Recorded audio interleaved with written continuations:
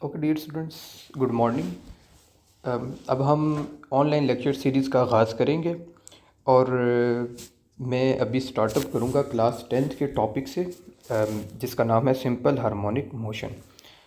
तो सबसे पहले हम सिंपल हार्मोनिक मोशन के अंदर किस तरह की मोशन को हम सिंपल हार्मोनिक मोशन कहते हैं। Simple harmonic motion stands for SHM, the special kind of motion जो कि अपनी मीन के अबाउट वाइब्रेट करती है। फॉर एग्ज़ाम्पल, मीन से क्या मुराद है कि if you have a pendulum that is hanging at this point, so अगर आप इस पेंडुलम को इसके इस एक्सट्रीम पॉइंट पे ले जाएं और यहाँ से डिस्टर्ब करें, सो ये पेंडुलम क्या करेगा, अपने मीन के अबाउट जो है ना वो रोटेट करेगा, समथिंग लाइक दिस, वाइब्रेट करेगा। तो ये उसका मीन पॉइंट हो गया और ये उसका एक्सट्रीम पॉइंट हो गया। तो ऐसी मोशन जो अपने मीन के अबाउट वाइब्रेट करती है, मीन के अबाउट मूव करती है, इस तरह की मोशन को हम फिज़िक्स में सिंपल हार्मोनिक मोशन कहते हैं। लेकिन सिंपल हार्मोनिक मोशन के लिए ख़ास कंडीशन का मीट होना इंतहाई ज़रूरी है और उस कंडीशन तक अभी हम पहुँचेंगे। तो फ़र्स्ट ऑफ़ ऑल हम ये देख लेते हैं कि हमारे पास जो सबसे पहला प्रॉब्लम आता है, जो सबसे पहला केस है, वो है मैस स्प्रिंग सिस्टम।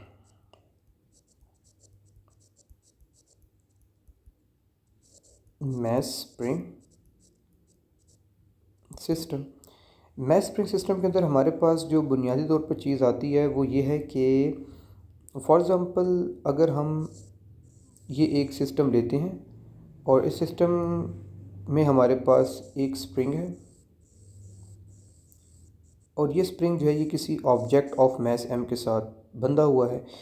इस स्प्रिंग का जो कांस्टेंट है उसे हम स्प्रिंग कांस्टेंट k कह देंगे। स्प्रिंग कांस्टेंट k हमें ये बताएगा कि ये हमारा स्प्रिंग कितना हार्ड या कितना सॉफ्ट है। और m जो है ये मास ऑफ ऑब्जेक्ट हो गया, ऑब्वियस। तो इस पॉइंट को ना, ये जो इसका पॉइंट है, जिस पॉइंट पर आपका स्प्रिंग यहाँ पर मौजूद है, इस पॉइंट को हम मीन पॉइंट कह देते हैं, क्योंकि ये वो पॉइंट है जहाँ पर इस पे लगने वाली तमाम तरह फोर्सेस का जो सम है वो ज़ीरो है। अब हम क्या करते हैं कि इसके ऊपर एक फोर्स अप्लाई करते हैं और सिस्टम को जो है वो एक्सपेंड कर देते हैं। तो जब हम इस पर फोर्स अप्लाई करेंगे तो ये जो आपका स्प्रिंग है ये एक्सपेंड हो जाएगा और आपका जो ऑब्जेक्ट है वो इस पॉइंट तक आ जाएगा। इनिशियली आपका ऑब्जेक्ट जो था वो अपने इस पॉइंट पर था, अब आपका ऑब्जेक्ट अपने इस पॉइंट पर, आप इस पॉइंट को ए का नाम दे दें। इनिशियली आपका ऑब्जेक्ट ओ पॉइंट पर था, अब ओ से जो ए तक आपका ऑब्जेक्ट गया है उसने जो डिस्प्लेसमेंट कवर अप किया है वो इस डायरेक्शन में किया है। इस डिस्प्लेसमेंट को आप एक्स कह दें। लेकिन आपको ये बात मालूम होगी कि इस ऑब्जेक्ट पे जो फोर्स है वो लगेगी टूवर्ड्स द मेन पॉइंट, यानी कि स्प्रिंग इसको अपनी तरफ वापस खींचने की कोशिश करेगा। That force is called restoring force. और ये फोर्स कौन एक्सपीरियंस करेगा? ये ऑब्जेक्ट एक्सपीरियंस करेगा। तो अभी हमारा जो इंटरेस्ट है वो ऑब्जेक्ट को स्टडी करना है जिसका मास m है। तो अब हमने ये देखना है कि इस ऑब्जेक्ट पर कौन कौन सी फोर्स लग रही है। तो इस ऑब्जेक्ट पर इस टाइम एक फोर्स लग रही है और वो टूवर्ड्स मीन लग रही है। तो Hooke's is the name of scientist जिसने ये सबसे पहले चीज़ इन्वेंट की थी। और हुक्स के अकॉर्डिंग आप जितना डिस्प्लेसमेंट इसको ज़्यादा देंगे उतनी रिस्टोरिंग फोर्स इस पर ज़्यादा लगेगी। ठीक है, यानी कि अगर आप इसको 2 स्टेप्स ऑब्जेक्ट को राइट साइड पे लेकर जाएंगे तो इस पे रिस्टोरिंग फोर्स भी उसके अकॉर्डिंग लगेगी। अगर आप उसी ऑब्जेक्ट को 4 स्टेप्स तक आगे लेके चले जाएंगे तो अब इस पे रिस्टोरिंग फोर्स भी 4 स्टेप्स के अकॉर्डिंग यानी कि ज़्यादा लगेगी। तो इस तरह के रिलेशन को मैथमेटिकली हम कहते हैं directly proportional. Means that if you increase the displacement the restoring force acting on the object increases, if you decrease the displacement the restoring force acting on the object decreases. यहाँ पर एक important point है और वो point ये है कि there is a negative sign. ये नेगेटिव साइन क्या बता रहा है? ये नेगेटिव साइन ये बता रहा है कि अगर आपका डिस्प्लेसमेंट हो रहा है राइट डायरेक्शन में तो आपके सिस्टम पे जो रिस्टोरिंग फोर्स लगेगी it is acting towards the left. तो देखें, दो वेक्टर्स हैं और दो वेक्टर्स, फोर्स भी एक वेक्टर है, एक्स भी एक वेक्टर है, दो वेक्टर्स के दरमियान में कंपटीशन चल रहा है। तो एक वेक्टर राइट है, एक वेक्टर लेफ्ट है। तो जब भी दो वेक्टर्स ऑपोजिट इन डायरेक्शन होते हैं they always indicated by a negative sign. अब आपके जहन में ये भी तो क्वेश्चन आ सकता है कि जब ये कॉम्प्रेस होगा तो तब क्या सिनारियो होगा? तो जब ये स्प्रिंग हमारा कॉम्प्रेस होगा तो कॉम्प्रेस होते होते आपका जो स्प्रिंग है वो यहाँ तक आ जाएगा। इनिशियली हम कह सकते हैं कि आपका स्प्रिंग एक्स ओ पॉइंट पे पड़ा हुआ था, यानी कि x is equals to zero पे पड़ा हुआ था। अब आपका स्प्रिंग जो है वो इस पॉइंट पे पड़ा हुआ है, यानी कि अब आपका जो स्प्रिंग है उसने जो डिस्प्लेसमेंट कवर अप किया है वो लेफ़्ट डायरेक्शन में किया। अब आपका स्प्रिंग जो है वो x is equals to negative a point पर है। नेगेटिव में इसलिए लिख रहा हूँ क्योंकि अब आपका जो डिस्प्लेसमेंट है वो लेफ़्ट डायरेक्शन में है। पहले आपका डिस्प्लेसमेंट राइट डायरेक्शन में था, तो आपने जो एक्स कवर किया था वो पॉजिटिव किया था, यानी कि 2 मीटर्स या 3 मीटर्स किया था। अब आपका जो ऑब्जेक्ट है वो लेफ़्ट डायरेक्शन में जा रहा है, तो डिस्प्लेसमेंट हो जाएगा नेगेटिव, तो x is equals to negative. इसका मतलब है कि अब आपका डिस्प्लेसमेंट लेफ्ट डायरेक्शन में है, सो दिस इंडिकेट्स डैट कि जो फोर्स स्प्रिंग इस ऑब्जेक्ट पे लगाएगा वो टूवर्ड्स राइट लगाएगा। सो अगेन अगर आप यहाँ पे दोबारा से देखें तो ये आपका ऑब्जेक्ट है जिसका डिस्प्लेसमेंट तो अब इस डायरेक्शन में है, लेकिन स्प्रिंग ऑब्जेक्ट पे जो फोर्स लगा रहा है वो टूवर्ड्स राइट लगा रहा है। सो अगेन आप देख रहे हैं कि फोर्स और डिस्प्लेसमेंट के दरमियान में नेगेटिव साइन आ गया, मीन्स डैट कि they are always aligned in opposite direction, whatever the case it is. ये हमेशा एक दूसरे के ऑपोजिट डायरेक्शन में रहेंगे। ये नेगेटिव साइन की यहाँ पर सिग्निफिकेंस है। तो इसी इक्वेशन को हम आगे यूज़ करते हैं।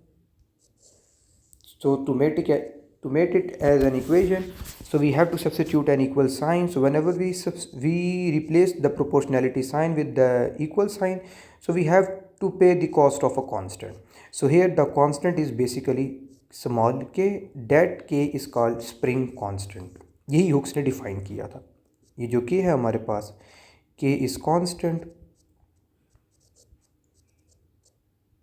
known as spring constant.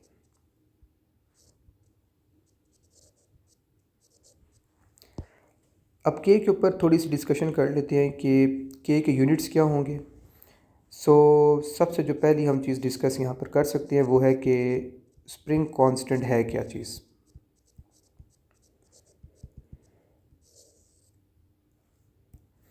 बुनियादी तौर पर हम ये बात कर सकते हैं कि जो हमारा के है वो बेसिकली इक्वल है एफ बाई एक्स के।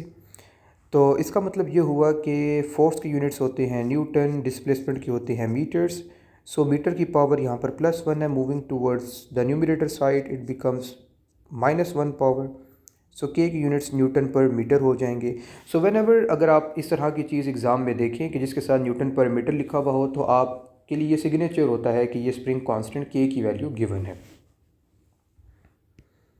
देन इसके रिलेटेड कुछ इम्पॉर्टेंट डिस्कशन हम कर लेते हैं जो कि आपके प्रॉब्लम्स में इंतहाई अहम होगी। सबसे पहली चीज़ ये है कि हम लोगों ने हुक रिस्टोरिंग फोर्स का फार्मूला इन्वेंट बेसिकली ड्राइव कर लिया। A single step formula that is F is equals to negative K times X. This is the formula that link between the two things. अगर आप देखें ये formula दो चीज़ों के दरम्यान में आपको रिलेशन बता रहा है, डिस्प्लेसमेंट और फोर्स। इसका मतलब है कि for example if you are standing at mean point, अगर आप मीन पॉइंट पे खड़े हुए हैं, मीन पॉइंट वो पॉइंट होगा, अगर आप मीन पॉइंट पर हैं तो मीन पॉइंट वो पॉइंट है जहाँ पर आपकी एक्स की वैल्यू 0 है, यानी कि आपका कोई डिस्प्लेसमेंट कवर अप नहीं हुआ। ये मीन पॉइंट का केस था ना हमारे पास कि ये स्प्रिंग है हमारे पास और ये ऑब्जेक्ट है उसके साथ बंधा हुआ, और ये जो पॉइंट था एक्स इज इक्वल्स टू 0 वाला पॉइंट है। तो जब आप इसी इक्वेशन नंबर 1 में, मैथमेटिकल इक्वेशन में, अगर आप x की जगह पर 0 पुट कर देंगे यू गेट 0 न्यूटन फोर्स। इसका मतलब है कि 0 न्यूटन तो फोर्स आपको पता है किस केस में आती है, एक ऐसे केस में आती है जिसको हम कहते हैं इक्विलिब्रियम का case. This means that this point is a special point called equilibrium point. तो सिंपल हार्मोनिक मोशन में आपने देखा होगा कि जब भी आप इस तरह की मोशन देखते हैं at the end of the day आपका जो ऑब्जेक्ट है वो इसी पॉइंट पर आकर रुक जाता है, क्योंकि इस कायनात की जो हर चीज़ है वो अपने इक्विलिब्रियम की तरफ ही जाना पसंद करती है। तो दैट्स द ओनली रीज़न कि जब आप इसको एक्सट्रीम से छोड़ते हैं तो ये अपने मीन की तरफ आना पसंद करता है और अपने मीन के ही अबाउट रोटेट करता है। अगर हम वहाँ पे फ्रिक्शनल फोर्सेस अगर निगलेक्ट कर दें तो वो ता हयात अपने मीन के अबाउट वाइब्रेट करता रहेगा। लेकिन अगर हम फ्रिक्शनल फोर्सेस इसमें शामिल करें तो फिर वो अपने मीन के ऊपर आकर at the end of the day stop out हो जाएगा। ये तो था एक केस जब वो आप उसको मीन पॉइंट पे देख लें तो मीन पॉइंट पे उस पर कोई फोर्स नहीं लगेगी, तो net force acting on the particle is zero. Such point are basically called equilibrium point in physics. Okay, the second thing is that कि अगर हम इसको देखते हैं एट एक्सट्रीम पॉइंट, लेकिन एक्सट्रीम भी दो हैं हमारे पास, एक एक्सट्रीम पॉजिटिव है और एक एक्सट्रीम नेगेटिव है। एक्सट्रीम पॉजिटिव और एक्सट्रीम नेगेटिव से क्या मुराद है? अगर हम इसको एक्सपेंड करते हैं और इसको एक्सट्रीम पॉजिटिव पे देखते हैं, यानी कि x is equals to plus A के ऊपर देखते हैं, ये प्लस ए बेसिकली इंडिकेट कर रहा है कि +2 मीटर्स, +3 मीटर्स या +4 मीटर्स के ऊपर आपका पार्टिकल पड़ा हुआ है। ये इंडिकेट कर रहा है, प्लस साइन ये इंडिकेट कर रहा है कि पार्टिकल राइट साइड पे जा रहा है। फॉर एग्जांपल अगर हम इसको विजुअलाइज करना चाहें, so something like this I want to say कि हमारे पास ये स्प्रिंग है और ये आप इनिशियली आपका जो स्प्रिंग था वो इस पॉइंट पर था, x इज इक्वल्स टू 0 पर था। अब आपका स्प्रिंग जो है वो x is equals to plus A के ऊपर पड़ा हुआ है। +2 मीटर्स या +3 metres indicates that the spring is the particle is moving on the right hand side, so it experience the force on the left hand side. So intuitively हम ये बात कर सकते हैं कि इस पर जो फोर्स लगेगी वो नेगेटिव लगेगी, वो बिल्कुल ऐसे ही होगा कि इसका एंड रिजल्ट नेगेटिव निकल कर आएगा। हुक्स लॉ तो हमारे पास हमेशा यही है, F is equals to negative kx।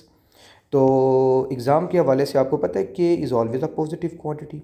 आपको k की वैल्यू पता होगी, आप k की वैल्यू सब्स्टिट्यूट कर देंगे। इस केस में जो आपका x है वो आपको पता है पॉजिटिव नंबर होगा, आप इसकी जगह पर प्लस a भी पुट कर देंगे।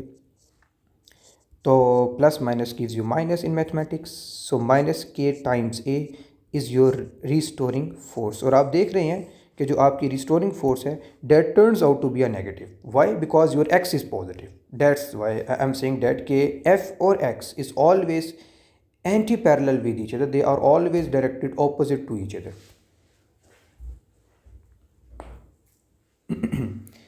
अब हम इसका एक और केस देख लेते हैं, अनदर एक्सट्रीम पॉइंट।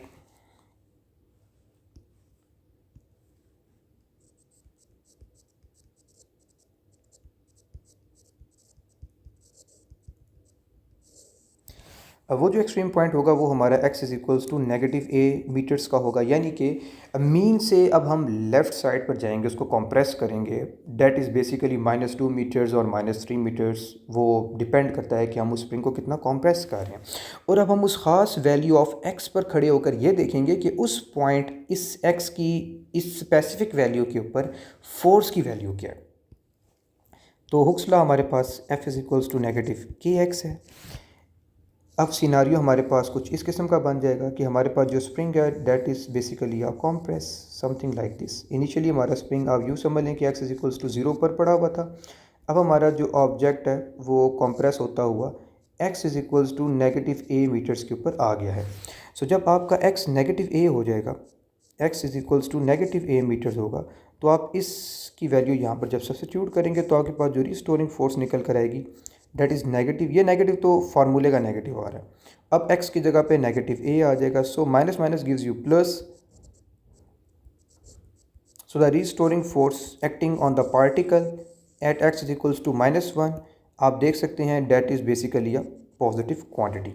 ठीक है, तो अगेन ये वही बात होगी कि जब आपका x नेगेटिव होगा, यानी कि जब आप कॉम्प्रेशन का केस पढ़ रहे होंगे, तो जो पार्टिकल पर एग्जर्ट होने वाली फोर्स है restoring force, that is acting on the right direction.